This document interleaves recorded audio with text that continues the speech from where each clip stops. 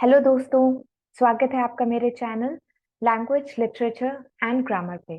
तो आज मैं आपके लिए लेकर के आई हूँ बहुत ही मशहूर पोएम ला बेला डेम सैंस मर्सी।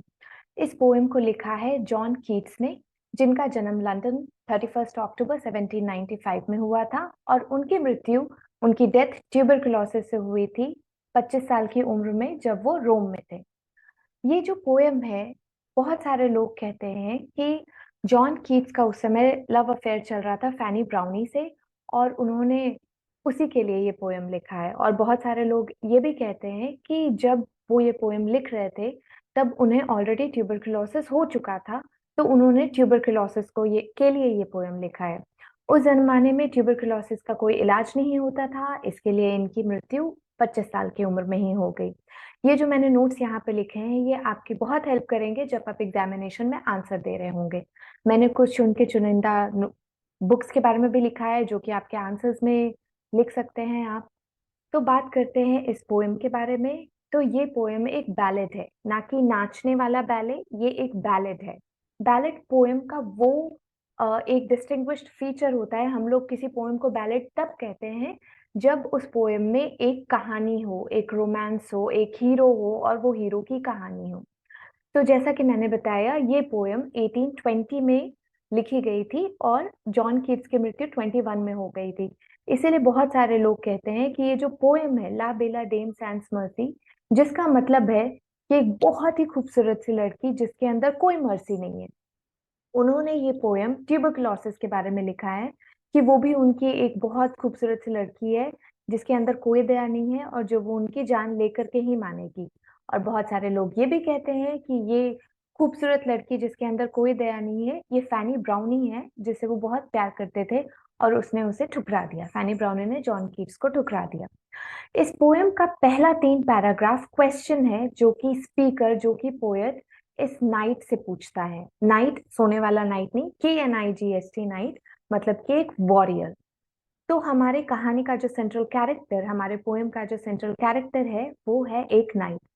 तो ये स्पीकर उस नाइट से पहले 3 स्टैंजाज में क्वेश्चन पूछता है और बाकी के स्टैंजाज में वो जो नाइट है वो उसको आंसर करता है। तो पहला स्टैंजा है, O what can ail thee knight at arms alone and palely loitering. So ये एक सवाल है जो कि पोएट नाइट से पूछ रहा है। नाइट एट आर्म्स जो है वो एक रैंकिंग है, जैसे हमारे यहाँ लेफ्टिनेंट होते हैं, कर्नल्स होते हैं, वैसे ही नाइट एट आर्म्स एक रैंकिंग है जो कि किसी वॉरियर को दी जाती है। तो जो स्पीकर है वो पूछ रहा है कि नाइट एट आर्म्स, तुम अकेले दुखियारे से ऐसे क्यों घूम रहे हो? The sedge has withered from the lake and no bird sing। Speaker poet जो है वो कह रहा है कि जो लेक के किनारे की घास है वो सूख चुकी है और कोई भी चिड़िया गाना नहीं गा रही, क्योंकि विंटर सीजन है और यूरोप के देशों में, लंदन में जब भी बहुत ठंड पड़ती है तो कोई बाहर नहीं निकलता, कोई जानवर तक बाहर नहीं निकलते, क्योंकि खाना सब खत्म हो चुका होता है। जैसा कि आप यहाँ फोटो में देख रहे होंगे, सूखी हुई घास का फोटो है, उसका मतलब होता है सेज, विदर्ड मतलब मुरझा जाना। तो पोएट बोल रहा है कि आसपास तो कोई हरियाली है नहीं, आसपास तो कोई खाना है नहीं, तो तुम ऐसे दुखियारे से, पेलली मतलब तुम्हारी शक्ल पे 12 बज रहे हैं, तुम ऐसे बाहर घूम क्यों रहे हो? फिर सेकंड स्टैंजा भी क्वेश्चन है जो कि स्पीकर पूछ रहा है नाइट एट आर्म से, और आप देखेंगे कि यहाँ रेपिटेशन है। पहली लाइन वहां भी थी, oh what can ail thee knight at arms, यहाँ भी वो सेम लाइन का रेपिटेशन है। वो पूछता है, सो हैगार्ड एंड सो वो बियॉन। हैगार्ड मतलब जब आप बहुत ही एग्जॉस्टेड, बहुत ही टायर्ड, बहुत ही थके हुए दिखते हैं। वो बिगॉन मतलब आपके चेहरे पर एकदम दुख का साया है। तो वो पूछ रहा है, स्पीकर पूछ रहा है कि ओ नाइट एट आर्म्स, तुम इतने दुखी लग रहे हो, लग रहा है बहुत ही टायर्ड हो कि बस अब मरने ही वाले हो, तुम यहाँ क्यों घूम रहे हो, तुम्हें क्या दुख है? जो स्क्विरल की ग्रेनरी है, the squirrels granary is full and the harvest done. जो गिलहरी का घर है उसमें उसने बहुत सारे खाने भर लिए हैं, अब तो गिलहरियां भी बाहर नहीं निकल रही। हार्वेस्ट जो कटाई होती है क्रॉप्स की, वो भी हो चुकी है। अब तो कोई फार्मर भी बाहर नहीं है, कोई हरियाली भी बाहर नहीं है, कोई क्रॉप्स ही नहीं है, कोई खाना ही नहीं है बाहर। जितने भी खाना थे वो किसान लोग काट के अपने घर ले जा चुके हैं। तो अब कुछ खाना नहीं है बाहर, पक्षी नहीं है, जानवर नहीं है, तुम्हें क्या दुख सता रहा है जो ऐसे कड़ाके की ठंड में भी तुम बाहर हो? तीसरा स्टैंजा वो और उसको एक्सप्लेन कर रहा है, पोएट जो है नाइट एट आर्म्स को एक्सप्लेन कर रहा है कि आई सी अ लिली ऑन दाई ब्रो। वो उससे बातें कर रहा है कि नाइट एट आर्म्स, मुझे तो तुम्हारे माथे पर शिकन दिख रही है। यहाँ लिली का मतलब है, लिली एक वाइट कलर का फ्लावर होता है। तो इसके दो मतलब, एक तो जब आप मरने वाले होते हैं, आपके पूरे शरीर का ब्लड जो है वो सूख जाता है, तो आप बहुत ही वाइट से दिखते हैं, तो वो एक कंपैरिजन है। दूसरा है कि लिली एक वो फ्लावर है, जब यूरोपियन कंट्री में किसी की डेथ होती है तो उसके बॉक्स पे चढ़ाया जाता है। तो दोनों ही इंटरप्रिटेशन डेथ को लेकर के है। वो बोल रहा है with anguish moist and fever due, जब हमारा बुखार टूटता है तो हम पसीने पसीने नहीं हो जाते। अगेन यहाँ पे डेथ का ही है कि तुम इतने बीमार से लग रहे हो, जैसे कि अभी अभी फीवर खत्म हुआ है तुम्हारा, तुम्हारे चेहरे चेहरे की जो लाली थी वो जा चुकी है, और ऐसा लग रहा है कि अब तुम भी एकदम मुरझाने ही वाले हो, तुम भी अब एकदम मरने ही वाले हो। आई सी अ लिली ऑन दाई ब्राउ, तुम्हारे चेहरे पर शिकन है। With anguish moist and fever due, पसीने पसीने हो रखे हो, जैसे कि कितना फीवर तुम्हें टूटा है। और तुम्हारे चीक पे, and on thy cheeks a fading rose, जो लाली थी तुम्हारे गालों की वो तो जा चुकी है, वो तो फेड हो चुकी है। फास्ट विदरेड टू, तुम भी एकदम मुरझा चुके हो और ऐसा लग रहा है जैसे कि तुम मरने वाले हो। अभी यहाँ से जो है फोर्थ स्टैंजा से नाइट एट आर्म्स उसको जवाब देना शुरू करता है। वो बताता है I met a lady in the meads, meads short form है मेडो का, मेडो का मतलब फार्म लैंड, जहाँ बहुत ही हरियाली होती है। तो नाइट एट आर्म्स बता रहा है कि मैं एक बहुत ही सुंदर लड़की से मिला था हरे भरे मैदान में। full beautiful, a fairy's child. Her hair was long, her foot was light, and her eyes were wild. बोलो वो लड़की इतनी सुंदर थी, इतनी सुंदर थी कि मैं क्या बताऊं। वो बिल्कुल परियों की राजकुमारी जैसे थी। उसके बाल इतने लंबे लंबे थे। और her foot was light, foot light उसको कहते हैं जो कि बहुत अच्छा नाचता है, जिसकी जिसकी चाल हिरनी की जैसे होती है, उसको कहते हैं फुट वॉज लाइट। और एक आंखें होती है ना जो बहुत शर्मा जाए, एक आंख होती है बहुत चंचल वाली आंखें, तो वो कह रहा है हर आईज वर वाइल्ड, उसकी आंखें बहुत चंचल सी थी। फिर आप जब किसी से प्यार करते हैं तो पहला काम आप ये करते हैं कि उसको आप बहुत सारे गिफ्ट्स देना शुरू कर देते हैं। तो यहाँ पे वो बोल रहा है कि मैंने उस लड़की को देखा, वो इतनी सुंदर सी लड़की थी। तो सबसे पहले तो मैंने उसको सर पे पहनने के लिए एक फूलों का ताज बना करके दिया। फिर उसके बाद मैंने उसके लिए फूलों का एक ब्रेसलेट भी बनाया। और फिर उसके कमर में बांधने के लिए मैंने एक कमरधनी बनाई फूलों की। तो उसने उसको तीन गिफ्ट दिए। एक सर पे पहनने वाला फूलों का ताज जिसको कहते हैं रीथ भी, एक ब्रेसलेट दिया फ्लावर का, और एक कमर में बांधने के लिए फूलों का बेल्ट दिया। और जब उसने ये तीनों चीजें दी तो वो बता रहा है कि she looked at me as she did love and made sweet moan. बोल रहा है कि जब मैंने ये तीनों चीजें उसको गिफ्ट में दी ना, तो वो बहुत खुश हो गई, उसने मुझे बहुत प्यार भरी नजरों से देखा और बहुत ही अच्छे से वो मोन की, मतलब प्यार से ओ में भी ऐसे की होगी। फिर अभी उसने गिफ्ट तो दे दिया, दूसरा काम क्या करते हैं हम लोग कि उसको राइड पे लेके जाते हैं जो आपको बहुत पसंद आता है। तो वो कह रहा है कि मैंने उस लड़की को अपने बहुत तेज भागने वाले घोड़े पे बिठाया, और दिन भर हम लोगों ने किसी चीज को नहीं देखा, हम लोग बस एक दूसरे को देखते ही चले गए। और वो एक तरफ झुक करके मेरे लिए इतना अच्छा गाना गाई जैसे कि कोई परी गा रही हो।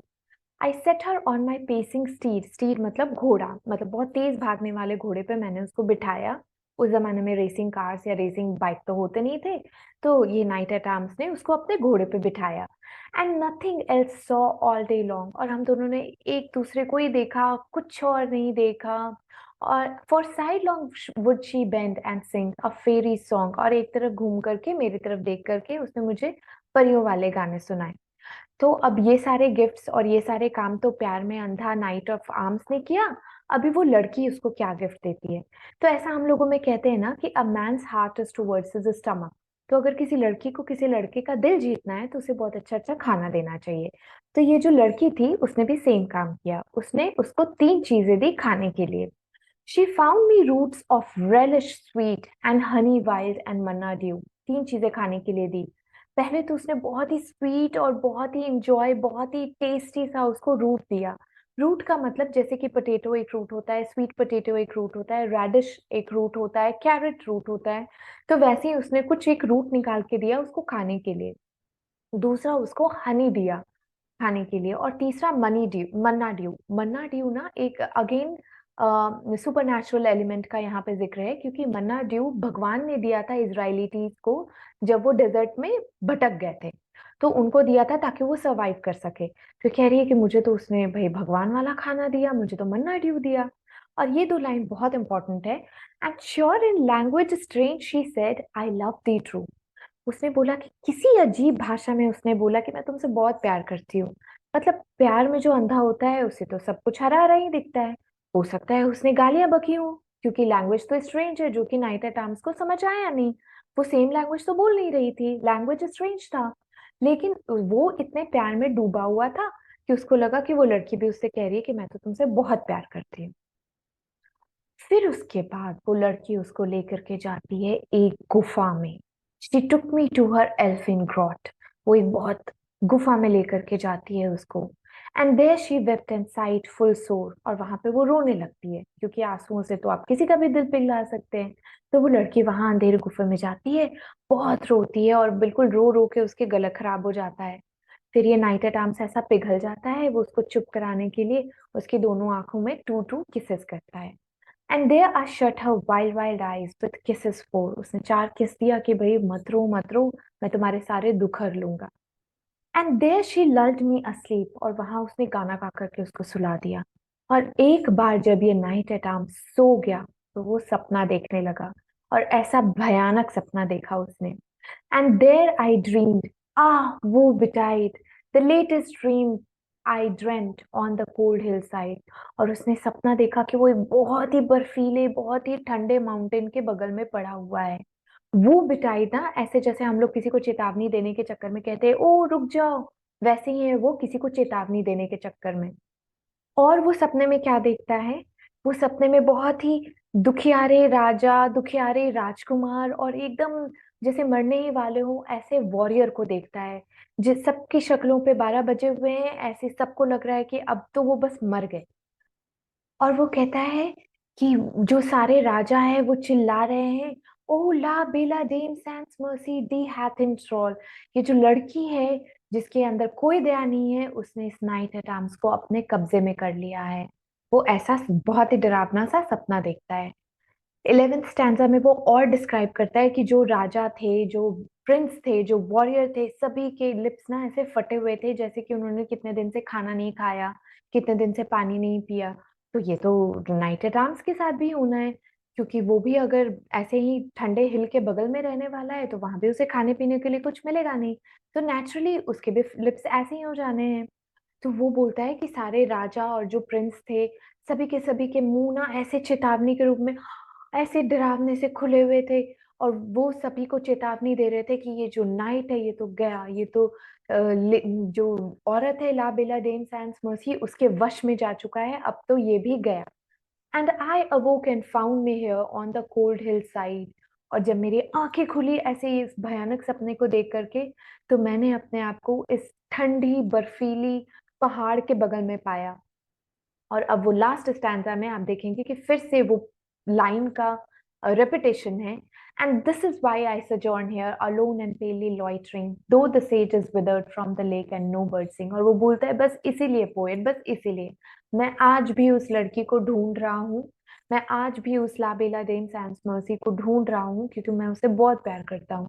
और इसीलिए जब घास सूख चुकी है, जब चिड़िया जा चुकी है, कोई नहीं है यहाँ, फिर भी मैं अकेला यहाँ पे घूम रहा हूँ, क्योंकि मुझे आज भी उस लड़की की तलाश है। तो ये पोयम एक मैसेज देता है कि किसी भी चीज को लेकर के इतना ऑब्सेस्ड नहीं हो जाना चाहिए कि आपकी जान ही चली जाए। और ये जो मैंने रेपिटेशन की बात की थी, उसको रिफ्रेन कहते हैं। ये एक पोएट्री का टेक्निक है। तो यहाँ पे भी आप देखेंगे कि फर्स्ट टू स्टैंजा में फर्स्ट लाइन का रेपिटेशन था, और यहाँ बाकी के लाइंस का रेपिटेशन है। Alone and palely loitering though the सेज is withered from the lake and no bird sing. So इसको रिफ्रेन करते हैं। तो यहाँ पे आपका ये चैप्टर एंड होता है। Please subscribe my channel. अगर आपको बहुत अच्छा लगा तो प्लीज शेयर कीजिए सभी के साथ और लाइक कीजिए। Thank you.